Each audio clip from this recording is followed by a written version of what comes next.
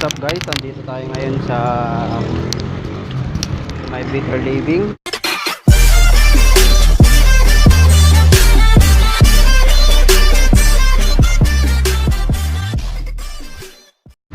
So nagpa-laundry muna ako ngayon guys dahil wala na kasi tayong susuotin. Kaya yun. At saka wala na ring ulan ngayon guys. So medyo maganda-ganda na yung panahon. So andito ako sa may ano ba to? Express wash. Yan. Ayan guys. Pero dito kasi ako lagi nagpapa-laundry guys. Ayan.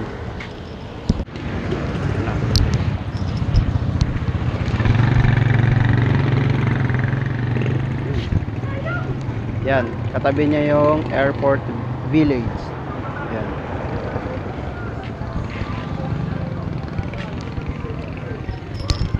So ayun, dalawa yung ginamit kong washing machine dahil hindi kasi kaya yung isa eh. Dahil sa sobrang dami yung ano natin, sobrang dami nung padudumi nating damit. So hindi kasya sa maliit nilang washing machine. Meron silang malaki pero medyo matagal-tagal. Mag-aantay ka ng matagal dahil may mga nakapila pa. So hindi lang ako ang nagpapa-laundry dito ngayon. So medyo marami kami. Maraming tao, maraming customer. O kasi hapon na kasi 5 PM something or 6 PM. Ayan. So pasok tayo sa loob guys. Tingnan natin yung